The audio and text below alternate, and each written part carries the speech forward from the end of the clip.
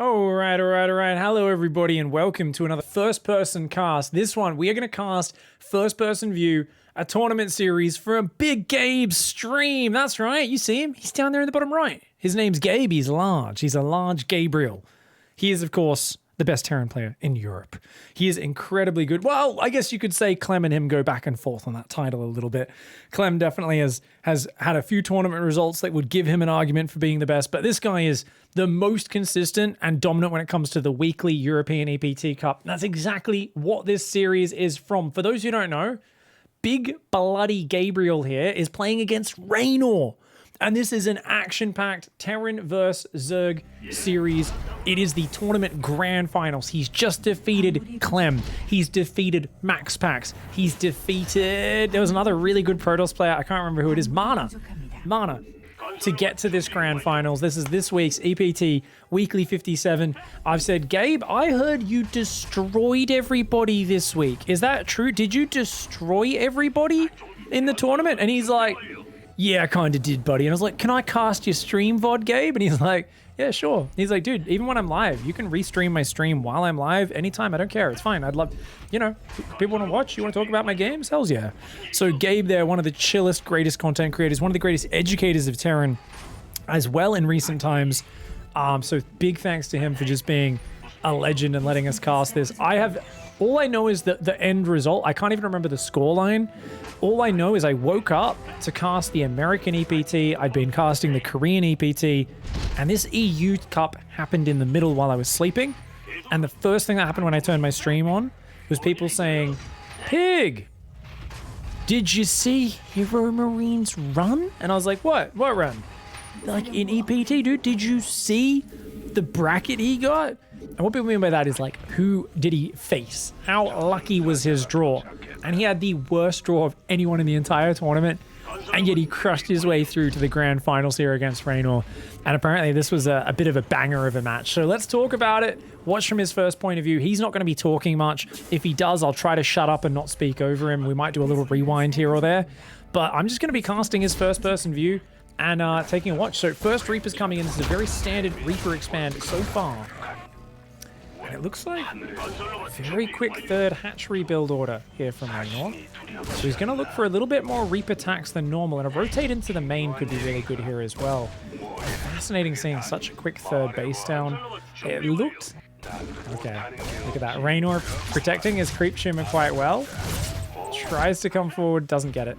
Oh, that's a quick third CC. So I just realized this is the very quick third command center build. Very popular, especially on Nightshade. You'll notice he actually pulled a mule off. Now, I say you noticed. If you guys aren't super high level, you probably didn't notice. What he did there is he actually grabbed his mule and pulled it off minerals specifically so it didn't mine an extra 25 minerals and then run out of its life and throw the minerals away, essentially, on its way back to the command center. Super high level details being added in. He goes home, he puts his workers on gas, and because he's got his main fully saturated, he sets both of his rally points down to the natural. Behind this, he's of course got Hellions building now. Starport is on the way. Most people like to go a Banshee if they're worried about aggression from the Zerg. But it looks, because there's no tech lab, like he's just going to go for either a Medevac, a Hellion drop, or a Liberator. Could be a Viking. Now he's coming back up here. Looks like he wants to get his extra barracks started with those SCVs. He's hiding that SCV in the back of his base. But because he sees the Overlord... Oh, it's an armory. Yeah. Notice he wants to make sure the Overlord doesn't see it. Oh, it's a second factory. Oh, he's playing mech. Oh, a sneaky second factory. Oh, so notice he saw the Overlord coming. He's going to build this in the left of his base. Saw the Overlord. And he's like, nope. Nope. SCVs go back to work. Sees the direction the Overlord's going. And he hides it. Okay, this is cool. So he's swapping the starport. Wait. Okay, he's using his starport to build a tech lab for that factory. Hellions are coming over. Viking is denying scouting, so he wants to make sure Reynor doesn't realize he's up against mech until the last moment. Wait, he's even starting stim. Oh, it's not. Oh, sorry, this is Dream's build order. Never mind, guys. Oh my god, I thought it was mech. It's not. This is the Widowmine drop build.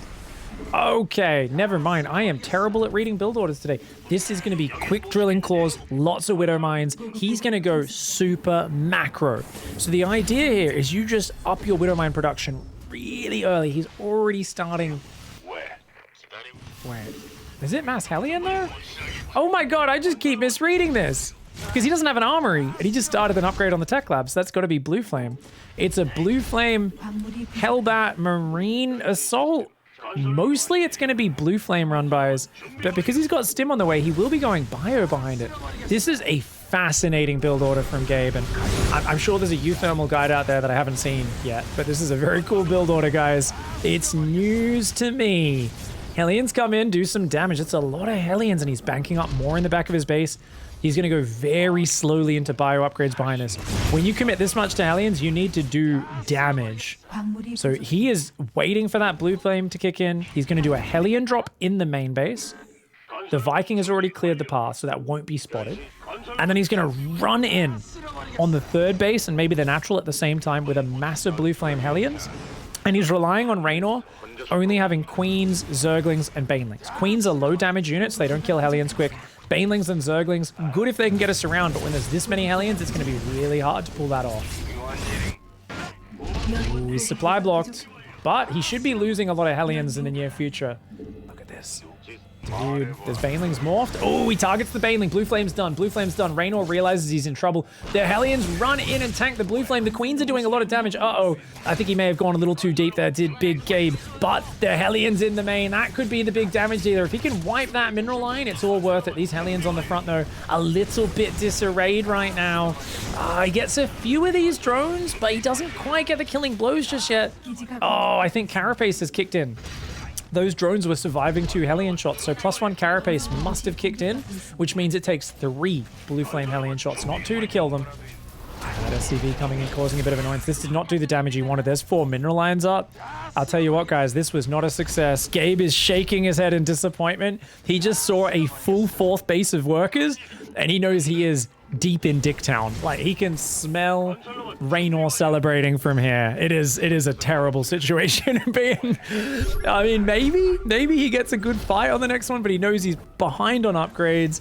He's got to find some value with these Hellions soon, because there's going to be either Mutas out or, like, maybe Reynor goes fast hive, maybe Hydras. I mean, Reynor almost always plays Hydra Lurker, right? This is going to be tough. He does see an Overlord loading up with Banelings for a drop. He does have more Hellions coming in. He's still a mechanical beast. There's always hope here, especially with Widow Mines, but that Hellbat drop does get taken out. Reynor already taking a 5th base. Missile turrets building there. Now, these Hellions in the main, they're going to get a drone and then pick up. And a Spore Crawler well positioned to stop them rotating to the low ground. He redrops, actually. He stays up in the main base, and he's going to go... Ooh. He does get a volley or 2 on these Zerglings. Oh, no. He accidentally messed up his micro a little bit there. Spore Crawler is being massed in the main base. So it looks like Reynor here is just going to rely on Spores for anti-air. Widow Mine Drop's going to try to come in behind this. And those Blue Flame Hellions, they do take out a base. Hellbat's pretty good at absorbing Banelings as long as they're spread out. So looks like he's happy to trade as well as he can here. Oh, he messes up his boost. Oh, a little bit of miss micro there. He misclicked, so he was a bit slow to boost over. He wanted to boost the medevac over the Hellions and pick 4 of them up to safety.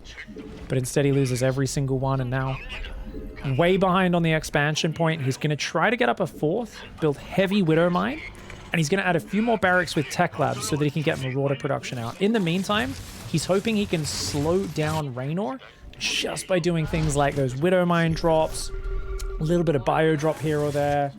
If he can just keep Reynor busy on the back foot, taking lots of economic damage, maybe he can work his way back into this game.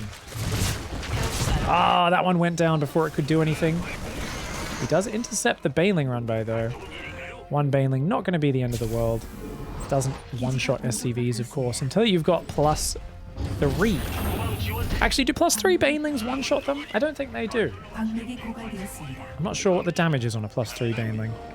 +2 one-shots probes and drones just barely, but I think it might be just underneath. I think it's 38, 41, 44 with +3. So I think you're always 1 short of killing an SCV in 1 shot. Widow Mine drops continuing. He's keeping him busy there. Dude, the fact that he's able to push it all while all this is going on, it's a testament to his multitasking harassment there. But he's deep on creep here. There's a lot of Hydras. He wants to kill this hatchery and then just pick up and leave. He cannot stand his ground with that army. Loses one medevac and a bunch of Marines, but I think worth it there. It's keeping him at this point busy. And wait, is that a 4th factory? He has a lot of factories. I think he's going to go into 4-factory siege tank here. Unless this factory in the natural is the one that lifted off the reactor in the main base, which might be the case. So the idea here is he's going to get lots of siege tanks to deal with the lurkers, the hydras, the banelings, because that's the next step. And that's what he's really worried about. If you're stuck on Marine Mine, when they make the transition into lurkers, you have no counterplay at all. And that's going to be a really big problem. These Marines coming forward. Widow Mine there. He's going to burrow. These are little run in, kill what you can, run away squads. He can't stand his ground and fight by any means, but he's just looking for pickoffs. And he's distracted Reynor, which means the drop on the north maybe will find some big damage. But Reynor quick as always. His army's split in 2 on both sides of the map. But Gabe here taking a 5th base. He's going to try and get that. He starts a 6th command center. The tank count is growing now. If he can already get sieged up on a base before lurkers hit the field, who knows? Maybe the beginning failure of his blue flame build, maybe just the way he kept the Hellions on the map threatening for so long, actually ended up slowing Reynor down. He did take some awesome trades against the Zerglings earlier on. Ooh, that's a big juicy one. Catches about 4 of the queens there. He's going to push right through the middle. He is deep on creep though. Is this okay? I don't know, dude. He's trying to spread the tanks out pretty well. He doesn't know if there's Vipers on the field yet or not. Still mostly Hydraling Bane. Where are the lurkers? It's almost 12 minutes in this game. No Viper, no lurkers. I think Gabe is counting his lucky blessings right now. But oh, a big flank. Oh, he guns them down. Oh, there come the lurkers. They're burrowing on the siege tanks. A wild dive by Reynor. What he's known for in this matchup, of course, is those wild dives. If there is one dude who just YOLOs every single engagement with Lurkerling Bane, it is Reynor.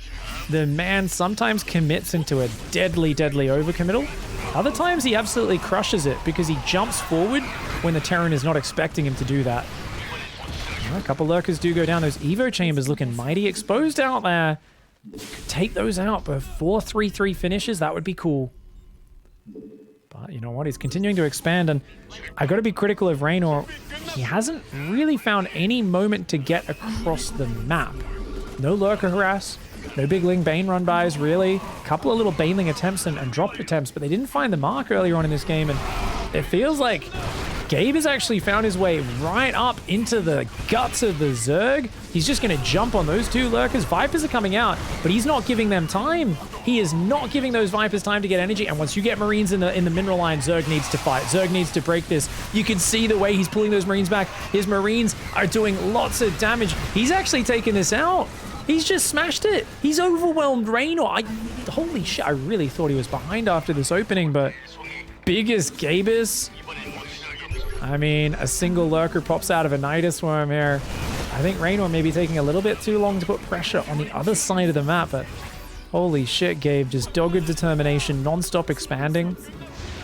He's going to take out all the bases on the south, defend the lurker Nidus in his main at the same time, and he's taking more bases. There is just a non-stop dogged pursuit of just everything.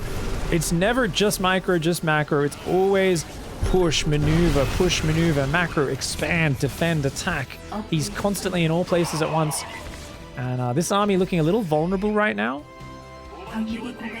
Doesn't have the biggest tank count with it. But you got to remember that he bled out so much Ling Bane from Reynor. He's taken out these 2 bases on the south. Reynor's no doubt expanding to the north. You could see he's just sending a bunch of Marines there without even using a medevac with them. What is that? Oh! The Doom Drop to end all Doom Drops into Hydras, though. Oh, you know what? He flies so far over. Even those low medevacs don't actually die. And look at that. He just stims. Doesn't even need to micro that much, dude. This is a beautiful situation to be in. His Marines are going to try and gun anything down as it comes up the ramp. Oh, the Vipers, a big blinding cloud. Oh no, he wasn't quite able to kill the Vipers before that blinding cloud got down, and he's actually going to lose all of his tanks. That was an incredible defense by Reynor. Gabe, if he sieged his tanks just a little bit deeper there, he might have been able to gun down that Viper before the blinding cloud got down. You know what, he's still in the driver's seat economically, but having the tank count reset, it always presents danger because you might just get done in by lurkers or banelings. But he's keeping the movement going, attacking multiple angles, forces the lurkers to siege and just pulls back. He knows he's got Reynor just pinned back on 4 bases, and at this stage of the game, when you're up on 5 bases, taking a 6th, taking a 7th, that puts Reynor in dire straits. He needs to make a big play, he needs to make it soon. But I love the way Gabe is staying active on his map with just a handful of units in the south, pack of Marines in the north, and his tank count off that 3 factory regrows so bloody fast. He's going to start clearing these rocks here as well. The double drop in the main is all just about keeping Reynor busy at this point. Reynor's so desperately trying to throw hatcheries down everywhere, hoping that Gabe isn't going to be on top of everything at once. And a couple of abducts on the siege tanks. Oh, I like that. So he's just split a bunch of Marines and medevacs there, and the other units are going to push south. He says, you can't deal with me if I'm in 2 places at once, can you, mate? And look at that. He's going to start pushing through the spines. He's going to siege forward and start taking out some of those lurkers. And he did scan it. Nicely done. But let's go watch out. Oh, he takes a big lurker splash, and those abducts will start to land there. I like the way he runs forward. Every time those Vipers come forward for an abduct, the Marines are trying to catch him. Trying to catch those tiny little mistakes out of Reynor, seeing if you could do this with just bio-tank, and it's a really nice way of making it work. I also love the fact that he's so Marine heavy. I would always be tempted to be more Marauder heavy, but he wants to have a mass Marine. And the reason for that is Reynor plays a very specific style of Lurker, Hydra, Ling Bane, and that is a mass Zergling style. Reynor likes to go super heavy on the Lings. So if he catches you with lots of tanks, lots of Marauders, units that are good at tanking Banelings, good at killing Lurkers, not very good at killing those light units though. Tanks and Marauders suck at killing Zerglings. They're just not that effective at it. So he'll just swarm you with Zerglings, but Marines have such high damage, as long as he doesn't let the Lurkers or Banelings smash him, those Marines will gun down the Ling Bane at a frightening rate. So it's kind of like an arms race of damage, where if you go too Marauder tank heavy, you don't have enough Marines, you just can't kill the Zerglings quickly enough. They can swamp on top of you, the Lurkers can burrow on top, but he goes for such a high Marine count that he always has this dangerous, just critical amount of damage pounding out of his army. So I like this adjustment to pure Marine tank. It's a really cool way of doing it, and I'd never really considered making this adjustment, but it makes perfect sense against Reynor. At this point, Reynor's starving, so as long as he doesn't make a big misplay and just keeps chipping away, forcing small engagements everywhere, it's going to be good.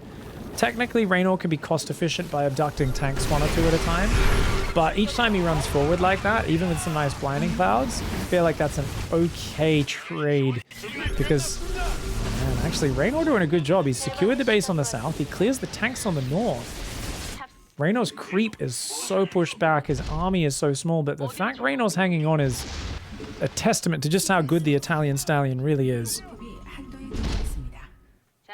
Now, there's no real ghosts on the map yet. A lot of people like to go ghosts as a unit that's pretty good versus Ling Bane, Hydra, EMP, or snipe on Vipers. You can snipe down the Lurkers as well. Going to try and drop on top of these units. Tanks coming forward as well. The Liberators do go down, but loses all the Hydras for it. And as those Marines spread out against the Lurkers, whenever the Lurkers are kind of unsupported and the Marines are spread, you can see they do get a little exposed, and that base is going to go down back to 4 base for you, Reynor, and most of those bases have mined out. Oh, those Lurkers are getting smashed. Dude, even with the blinding clouds, those tanks got such good volleys off. Ghosts are now being added. It's a very slow transition to Ghosts. The focus is on the momentum here. Okay, he loses some SCVs, but he kills a lot of drones rallying out here. He's going to pick up and drop on the high ground. He says, oh, come on, man. Sieges some libs back at home. He realizes that, okay, yes, that Lurker's annoying, but as long as I keep attacking in here, I've got you, mate. I've got you.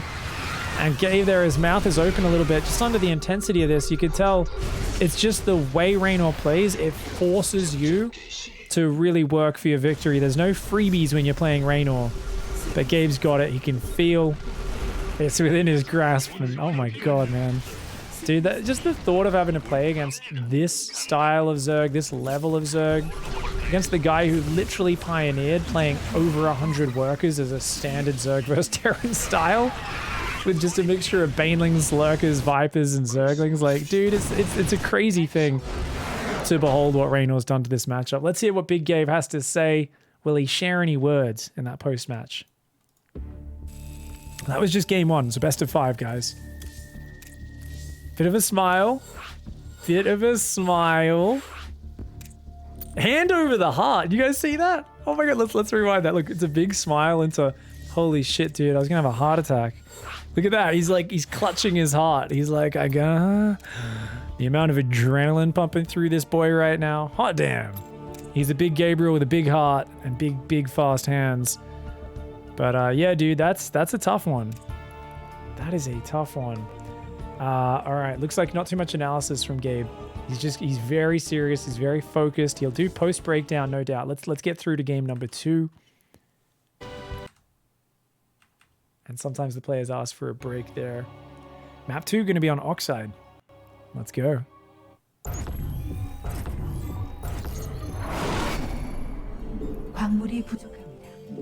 Yeah, he's looking very focused, is Big Gabe, as he goes into map 2 of this grand finals up against Reynor.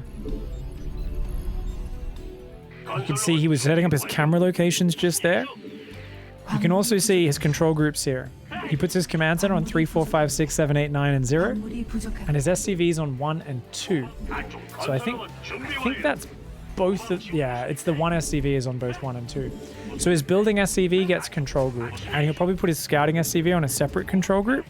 You can really see the habits of high-level players when you watch these first-person games. So he puts the barracks down, immediately puts the barracks on number 3, takes a gas, lowers his depot, and starts queuing up more SCVs. You'll notice that he's making sure when a worker pops out that they rally up, and he changes the rally point on the command center to one of these mineral patches that only has a single worker mining on it. Now obviously he's just doing a little bit of spam, but notice there he told the SCV off the refinery to come to the inside of the refinery before it started mining, because the SCV will pop into the refinery and then pop out on the same side that it entered it.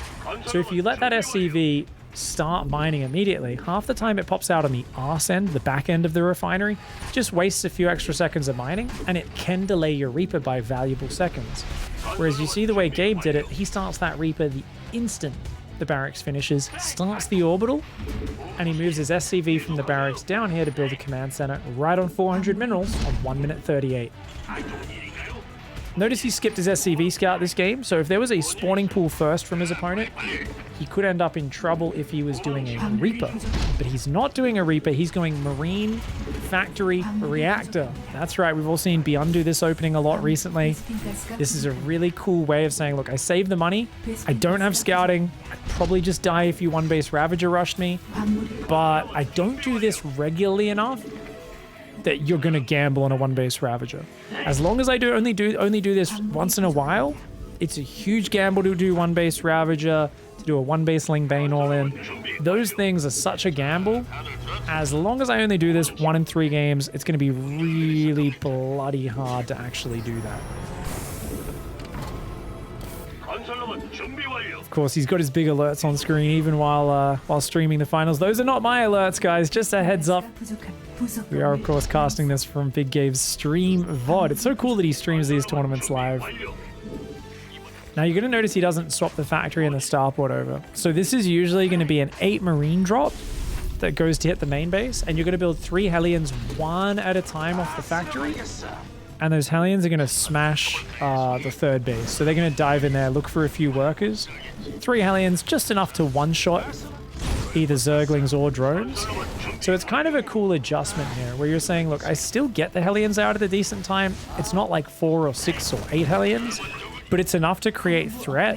And combined with the Marines and the Medevac, the Marines and the Medevac is a really cool mobile piece of pressure, because you can hunt down overlords, you can pick up off creep tumors, you can beat a queen. If you wedge them in a mineral line, they can kill a lot of Zerglings.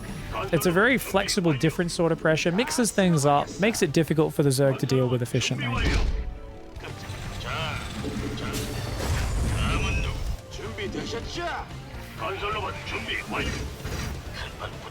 Depot starting there. So we see there 7 Marines. So he was short 1 Marine. That's fine. Doesn't make too big a difference.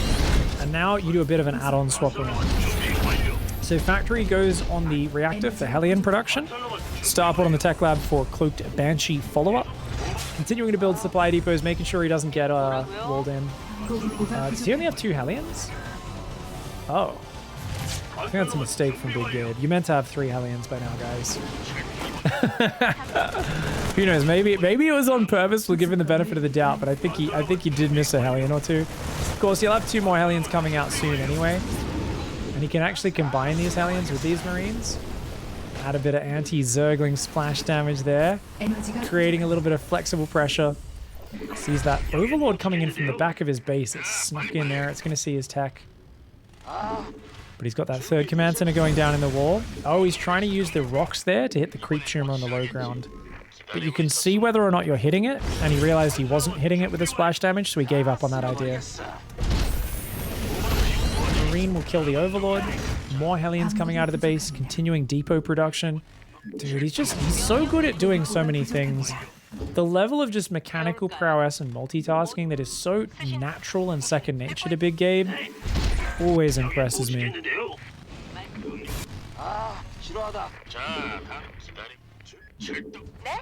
Oh, look at this. He's setting up. So, Marines does lose one of them, but saves most. Banshee in the back door. He's got the Marines, the Hellions poking around. Queen's well positioned, though. Remember, Reynor scouted, saw the tech lab upgrading, so he knew that Banshee was going to try and do that. Oh, he snipes all the tumors and pulls back. So, the thing is, I think, let's talk a little bit about the art of aggression here. If he saw a lack of defense, he'd be in there killing a lot of workers. But what you see in really experienced players, one of their best skills is very, very quickly can they pass visual information. So you'll notice he saw the 2 queens, the spore in the main, killed 1 drone, immediately pulled back. He saw lots of queens and zerglings and banelings there on the front, killed the creep tumors, ran away. So what he's seeing is that the opponent has built enough defense to defend what he's got, and he is instantaneously saying, pull back, keep the units alive. If you commit to aggression and you just blindly commit, no matter what the situation is, roughly half the time they'll have enough units to kick your ass and it'll be a terrible decision. And half the time they won't have enough units, it'll be a great decision. The really cool thing about pro players is they will almost instantly decide, yes, go in, or no, get the hell out of there. And it's their ability to then repurpose those units for a later attack, to rotate them around, find a new angle of attack, and to not just throw their units into a bad fight.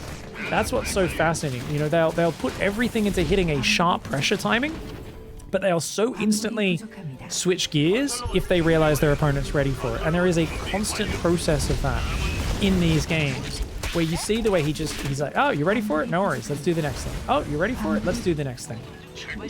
And he's taken a lot of damage to that Ling run by. Oh, that's real bad. His Hellions just took the Baneling hits. He's got to get out of there. He's got to go home. He lost every SCV on his 3rd base. I think he's so dead right now.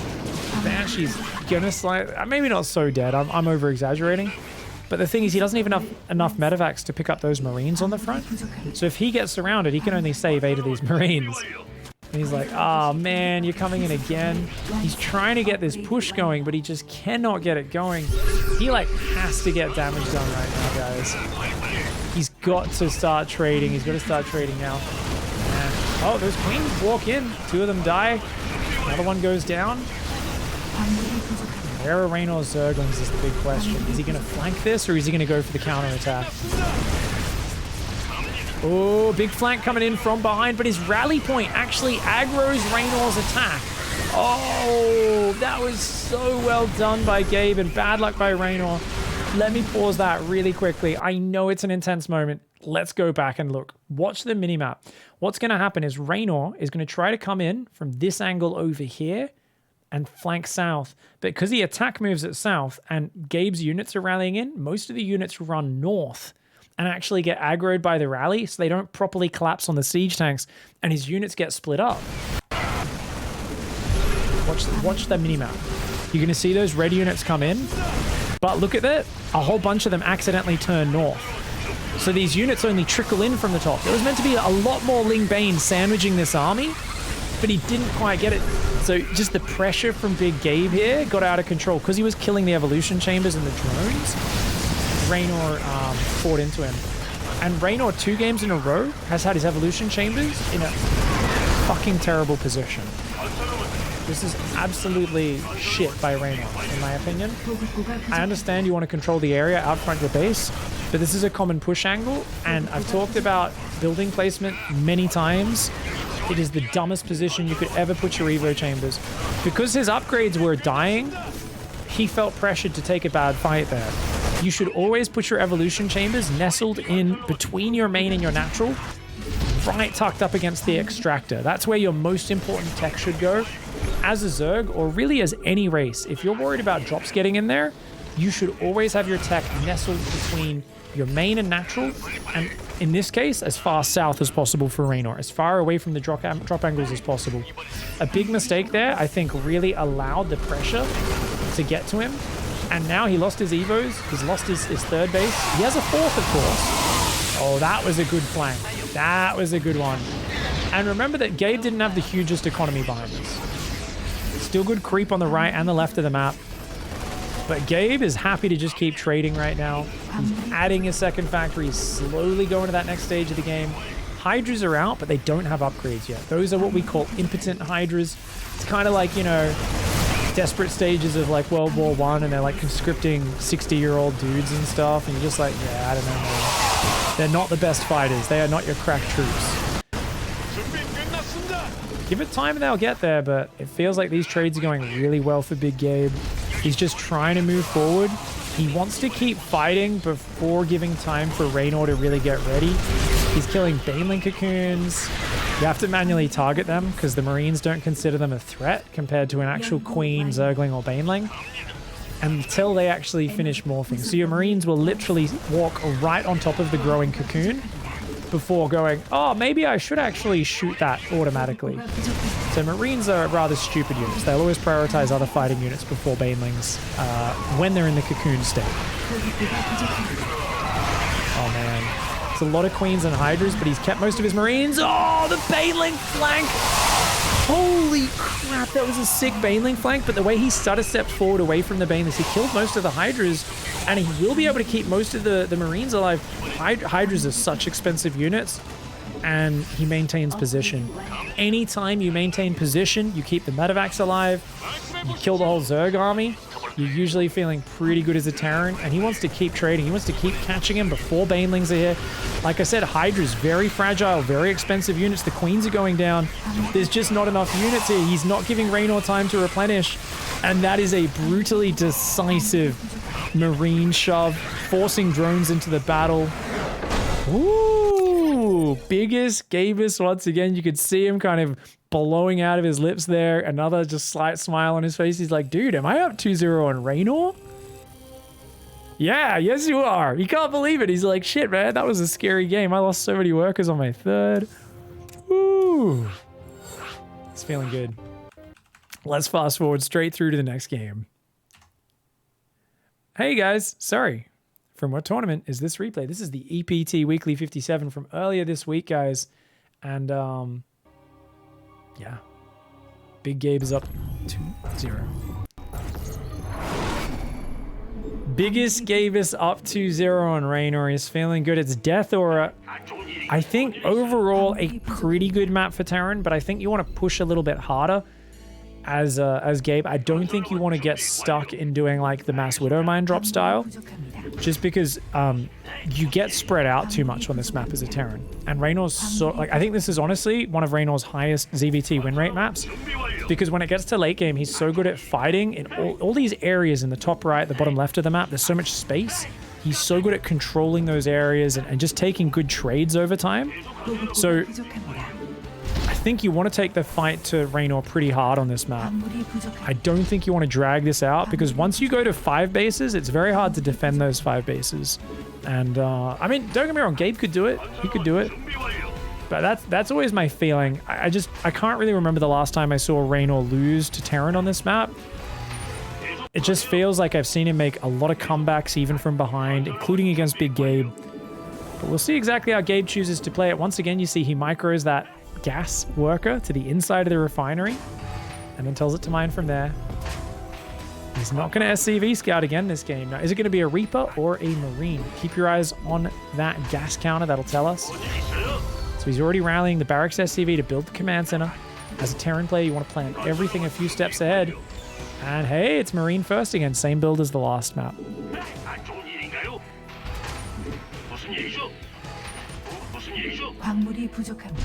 Command center goes down right on time. And he's going to go right for that factory.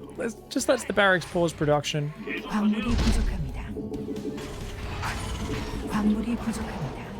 Continues dropping mules. SCV production there. And as soon as he hits 50 gas, he'll be getting the reactor. So what's really cool about this variation on the opening is that by skipping the Reaper, you get a factory that's almost up as quick with a reactor as a gas first opening.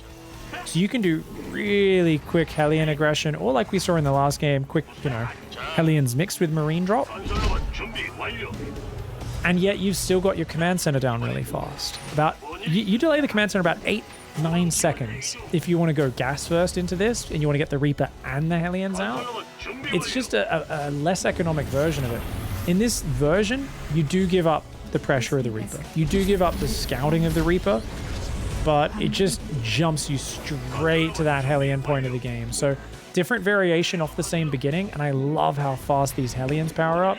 It's such a smooth build, dude. I really love how fast these Hellions hit the field. It's like 3 minutes, you've already got 2 Hellions going across the map, starting to pick off units.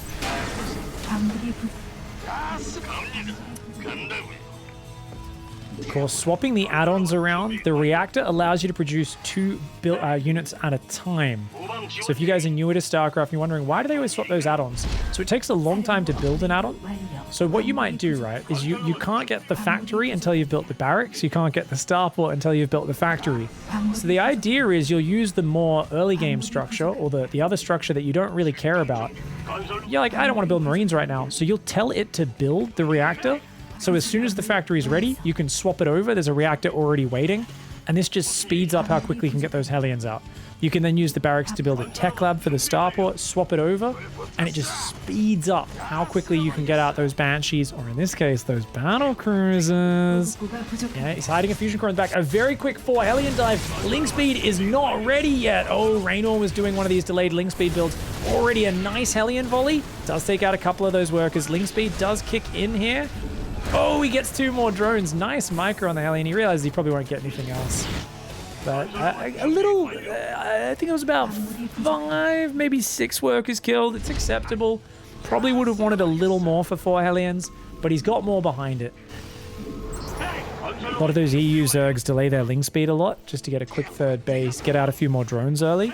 And that's specifically why a 4 Hellion run by can sometimes be a game winner. I've seen players like Lambo just look so good in a game playing someone like Cure, and you'll see Cure just do that 4 Hellion run by as fast as possible, kill like 14 workers, and you're like, oh, he just found this narrow window before link speed finishes, and he barely found his way in there to kill some stuff. It's like really sick to see.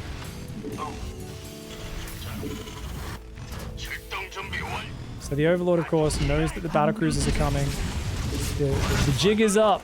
There ain't no trick in Reynor now. But Reynor did invest in Overlord speed to do this, and it looks like he might lose that Overlord. He's kind of flying over a lot of the Marines there, not really microing it right now.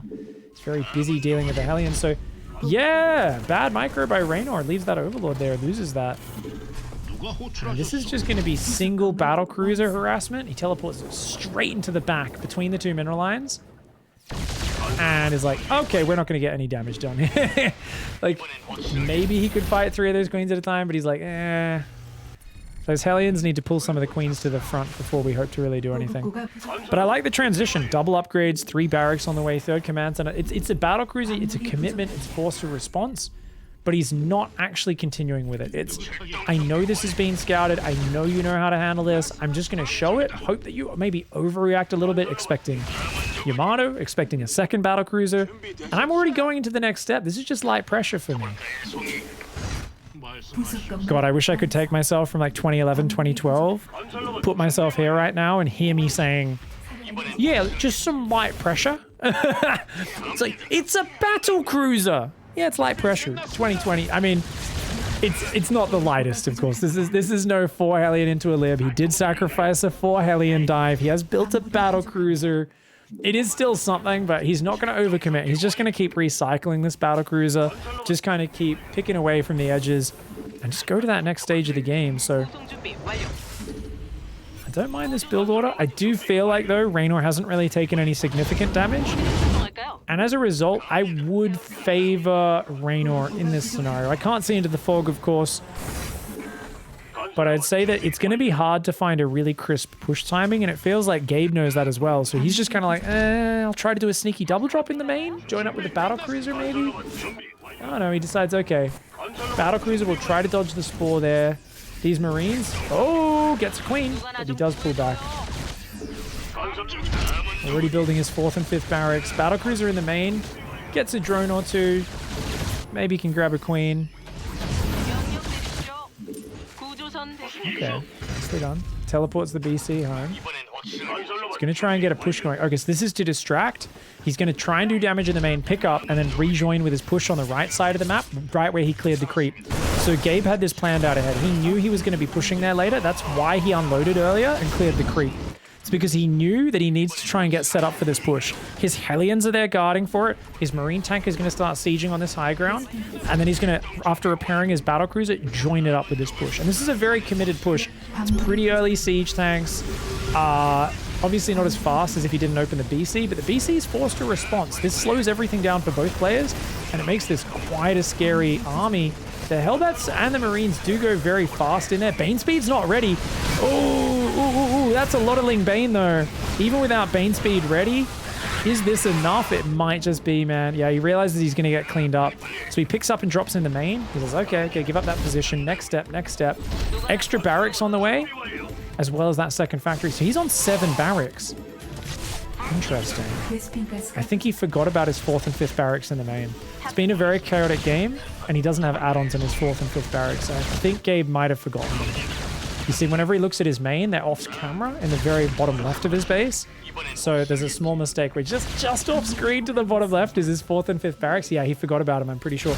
Because he's building reactors on his 6th and 7th barracks. He thinks those are his 4th and 5th barracks. He's doing so much in the game that he's just lost track of that barracks count a little. Even the gods of the game like Gabe make a mistake like that. When you're handling this much multi-prong, you make a little mistake like that sometimes. Now, some people might argue that he wants to go mass marine, but he would have added reactors on the 4th and 5th barracks if he wanted to do that. It should be 2 reactors in the main. Yeah, he sees the barracks now, and he's like, oh. So he builds 2 tech labs on them, but it's a little late in the game for that. Kind of wishes he had that a little bit earlier. Oh, he's baiting Reynor into the tank fire. I like that. The battlecruiser's being annoying. He's got a drop on the left. The way he attacks 3 places at once while macroing behind this. Oh my god. Okay, battlecruiser's got to get out of there. His drop on the left. I don't know if that ended up doing damage or not.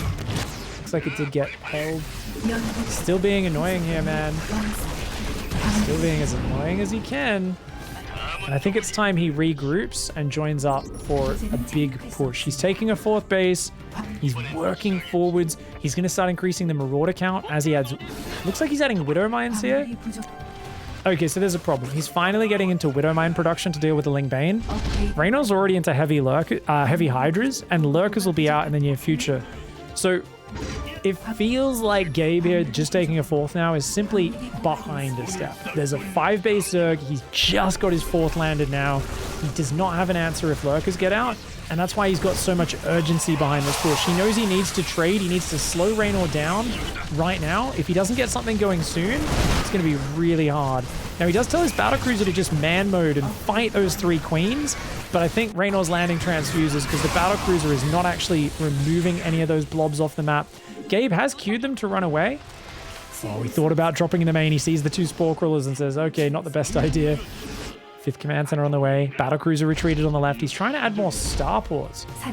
And he starts advanced ballistics. So he's going to go for liberators rather than siege tanks. So it's going to be biomine lib.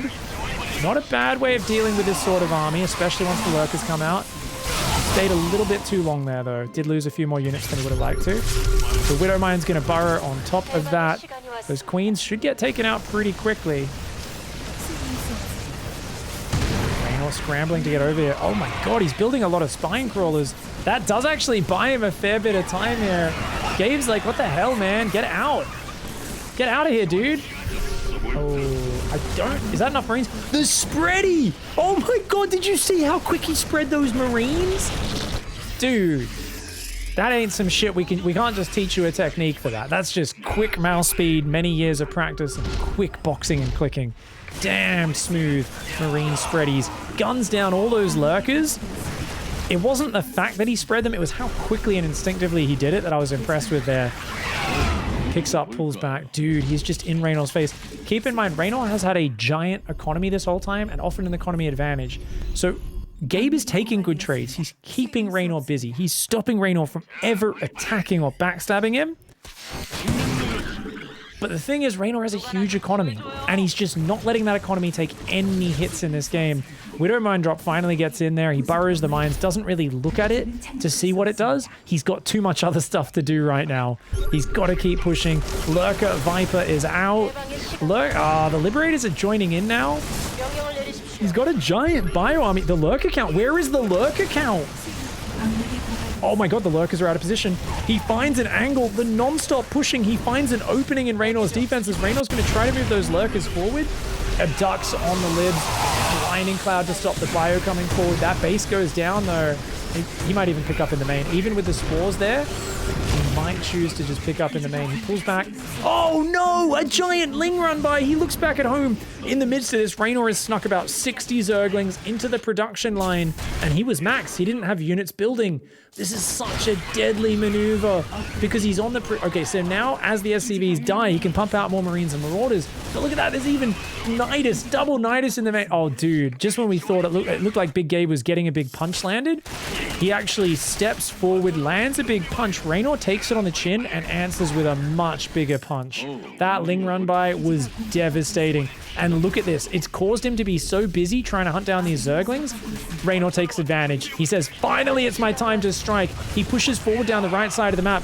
And, I mean, Gabe says, all right, that's not that many Lurkers. I think maybe I can take this out. You might be a little bit getting ahead of yourself. And he does defend, but there's a double Nidus in his main at the same time. Oh, Gabe hasn't realized. There's a double Nidus in his main. He's about to hear the scream. He walks into Lurkers on the front. The scream of the Nidus emerging in the main. He realizes now he's trying to siege Liberators up, but his army in the middle of the map is getting surrounded and swarmed by Ling Hydra. The Niduses don't even have units in them. They were more of a distraction than anything. And this is such a problem. Look at this huge amount of APM he has to spend just putting workers back on gas. He does have his own counter-strike, which is good because it's going to pull attention away from him, but it's just taking him so long to organize his units, to get his control group sorted again.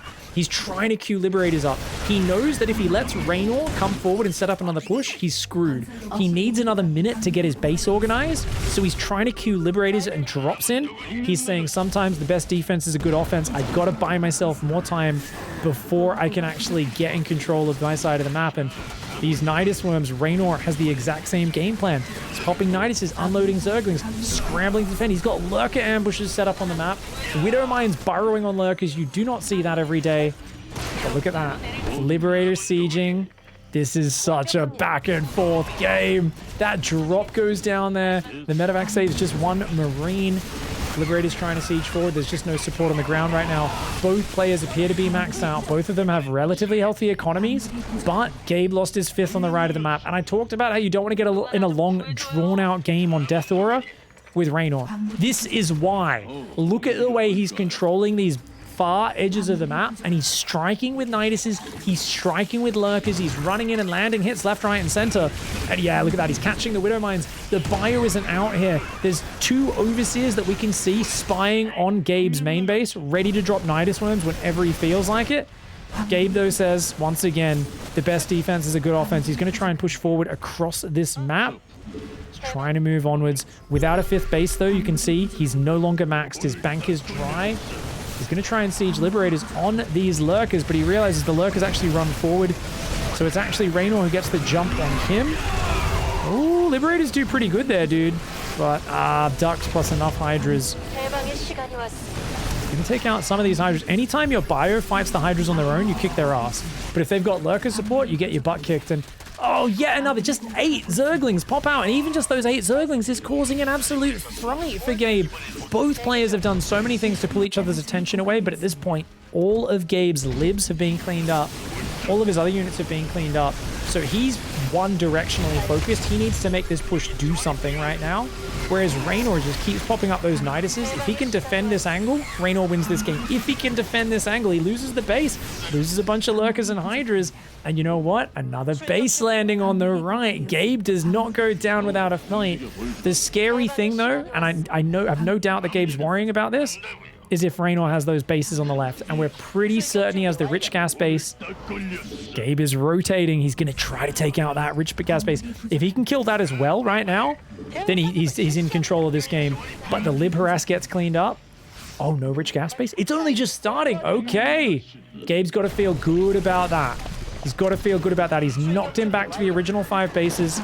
If he can keep his 5 bases up, I think he's in a good spot. Is he getting over eager though? He doesn't have a lot of healing. His bio is very bruised.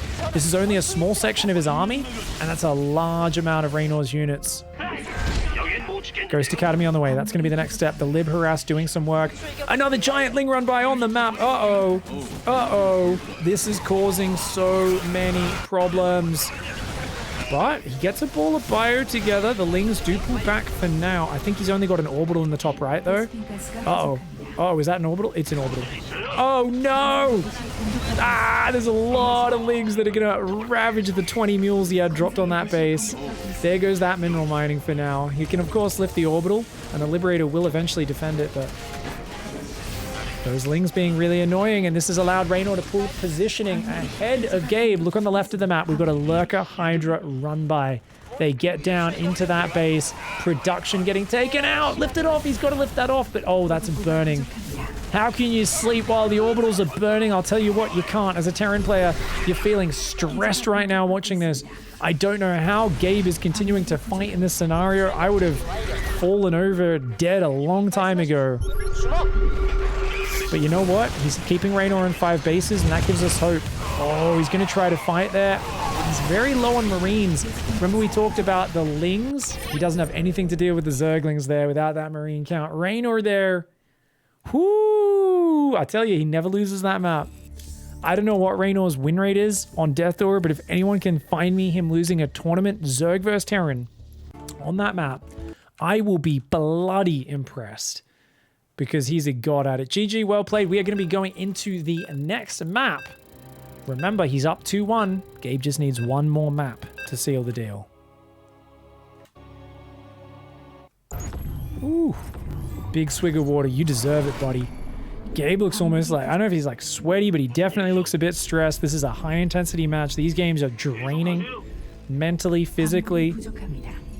You can tell the pressure's on. He's been playing at an incredibly high rate. So I'm really hoping that Gabe doesn't start to fade at this point. This is game 4. Whew. Oh, this is exciting, man. I hope you guys are enjoying this content. I know it's a new thing. It's a different format. It's a little bit weird. But a big shout out to HEROMARINE. Make sure you go check out his channel. Of course, it is just twitch.tv/HEROMARINE. And you can follow him, of course, on Instagram, HEROMARINE_SC2, Twitter, Mouse HEROMARINE. He's an absolute legend. Honestly, HEROMARINE is such a beast. He streams all the time, commentating his plays. Only when he's playing in important tournament finals like this is he not actually commentating. And he's such a high-level Terran, and the fact that he gave me permission to cast off of his stream, off of his VODs like this is so cool. It's such a treat to see a player play and the decisions they make without all the information. You know, I'm sitting here, I'm like, I think he's Ed, I think he's mine, but I never really know. Excuse me. So we've been trying out this format. If you guys have any suggestions on how you'd improve it, or a specific player that you'd like to see featured in this first-person series, let me know in the comments. And also, if you guys feel like you see a match that is incredible, every Saturday my time, Friday North America and Europe, I am casting these live on my Twitch stream, and I'm going through a bunch of the most exciting, nail-biting first-person videos of myself playing on ladder and in tournaments, top streamer matches, as well as sometimes I cast off replays as well. And I'm trying to just kind of collate the best games. I feel like every week in StarCraft we have some amazing games, and I've always struggled to find them all. But I want to make this a weekly show where I kind of just go, hey, let's learn a bit, let's watch first person, learn how they're playing. Let's also just watch the most nail-biting, crazy base trades, the most surprising results. And I feel like I want those exceptional games to be a big part of the content every Saturday on Twitch and then on YouTube over the week following that. I'm finding it really exciting, and it's really different. And, you know, just casting first person for me, it just gives a different feel. Seeing where the mouse is, seeing exactly where the player's attention is, and also seeing their camera reactions, dude. Watching when they get stressed, like, dude, the fact that HEROMARINE won that game 1 after his Blue Flame Hellions didn't really do much damage, and he was shaking his head, and he was like, oh man. You could tell he felt like he was in a pretty shitty position. What was it, game 1? He saw that 4th mineral line fully saturated. It was like, he was shaking his head in disappointment. He thought he was done, and he still won that game. I think it adds something really special. So if you guys find any best games, please tweet them at me, at x5_pig. Email them to me, pigrandom88@gmail.com. Say, hey, here's a replay from this player's replay pack of this stream. Pro gamers only, preferably, guys. Unless it's it's just pro gamer matches only, not your own matches. But let me know on Twitter. Email them through to me. Drop a message in my Twitch chat if you go, oh my god, dude, this week in StarCraft, you've got to cast Serral vs. Showtime. Whatever the match is. Let me know. Let your thoughts be heard. And I really want to be letting everyone in the chat influence what happens with the stream, with the YouTube. And give me some good ideas, because there are some people out there who have some awesome ideas for interesting content. And I want to be inspired by what you guys like. I want to bring more of what you guys want to watch. And it's still an experimental format, so we're going to be figuring things out as we go. Thanks for the patience with it, everybody. So let's take a look here. This is Romanticide. It's a map with a lot of dead airspace. It's a map where we're more likely to see heavy Mutalisks from the Zerg. If we don't see that, we're very likely to see a lot of Widowmine drops, a lot of Marine drops, because you can come right in to the back of the main without going over any Hydras, any Spores, any Queens. You can go right in the back of the Natural, the back of the third, and you don't expose yourself to any ground-based anti-air until you actually unload. Like, that's the dead space is those areas on the edges of the map where ground units can't move. It favors air units, and it gives you more potential angles air harassment can come from. Now he sacrifices the Reaper, bounces those Queens out of position. Oh, he wants to commit. This is expensive. Oh, he gets the Queen, but dude, I don't think that was worth it. He loses a Reaper, 2 Hellions. The next 2 Hellions very low. Reynor's looking for this around. Who knows, maybe he baits those Zerglings into this next set of Hellions and makes it all worth it. Not a bad volley. Does kill some of those Zerglings. Now keep in mind this was a quick third command center build, but he is going to be going 4 Cloaked Banshees behind it. So it's going to be super late Cloaked Banshees rocking up, looking for some damage, looking for some control over the creep in the map. Built a lot of Hellions as well. Didn't find big damage with it, but he is keeping that pressure up. He's got his Hellion production now ended. His third is landing. He's going up to 3 barracks, double engineering bay, 4th and 5th barracks starting super early as well. This is some smooth macro. Getting on into that bio game, and you know, I love to see it. Alright, Gabe's coming on forward. The Banshee's here. He was thinking about just going past the Creep Tumor and not attacking it, so that he didn't give a warning to Reynor that he was incoming from this angle. But he decided, no, I can't let a fresh tumor go unkilled. So he does end up killing it just at the last possible moment before continuing forward. The Banshee's going to go south into the dead space there. It looks like it's very well defended so far. Your skill here as a Terran player is, okay, yeah. Well, you're moving your Overseers, your Queens around well. But as long as I don't throw the Banshees away, they're going to continue to be an annoyance, a problem. I think some of you might remember a laser coming on the Pig Show talking about, I was like, dude, why do Terrans keep opening Banshees? It's so bad versus Zerg. Like, I kept talking about how Banshees are just too easily defended, too expensive, and they don't do enough damage. And he had a really interesting comment where he was just like, no. He's like, look, people get excited over, oh, if you kill 20 workers with a Banshee. He said, do you know what, though? If you lose both your Banshees and kill 20 of my workers, I would rather that than you keep your Banshees alive and keep clearing my creep and keep killing my Ling Run buys. And I was like, what? He's like, yeah, dude, because the thing is, the moment you lose the Banshees, the Zerg can just spread creep freely.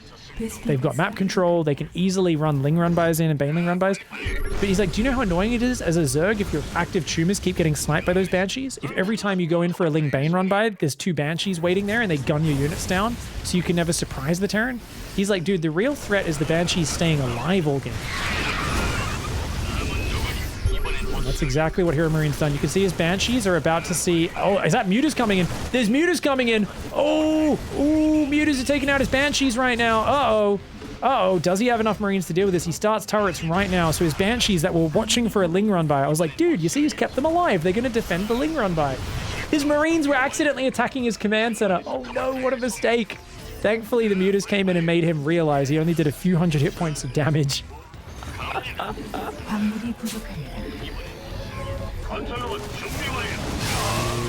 These 3 barracks don't have add-ons. And keep in mind, Reynor sees that. Reynor knows that there is a big bio push coming. Oh, the Marine sandwich comes in.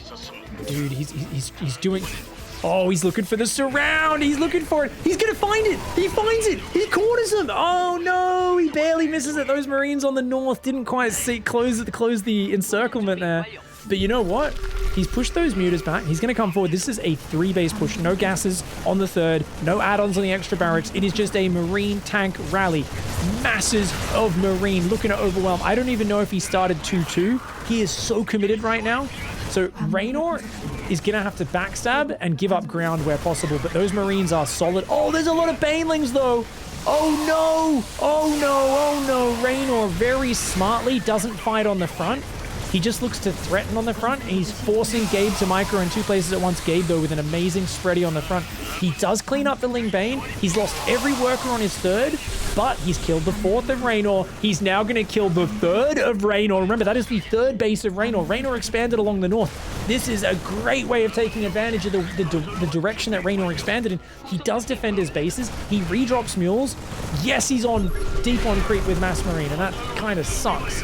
But as long as he keeps his Marines pre-spread, you need Lings and Mutas to actually do the damage. As long as the Marines are spread, Banelings do not beat Marines. They are incredibly inefficient as long as the Marines are spread out.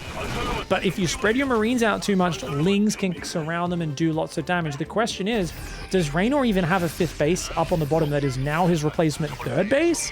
If not, he's just mining way less than Gabe right now. And no matter what, he's in trouble. Notice how it's mostly Banelings there. As long as Gabe spreads, the Banelings on their own cannot find an efficient fight. There is a base up here. He's going to get on top of it. He's pushing through. He's cracking through. There's a Hellbat in the mineral line. And look at that. The spready, the pullbacks, Lings and Mutas coming from behind. But there's still so many Marines on the south. Even though the Marines on the top got overwhelmed, there's no Banelings left. The Marines are gunning down the worker line. And Reynor, he does not have enough to overwhelm Gabe there with a celebration, a fist bump, a fat smile. He's Finally, laughing. I won again against Reynor. What a day. Oh, been a while. Oh my god. Let's hear that again. He said finally he's beaten him. It's been so long. Let's watch that. Watch that winning reaction again.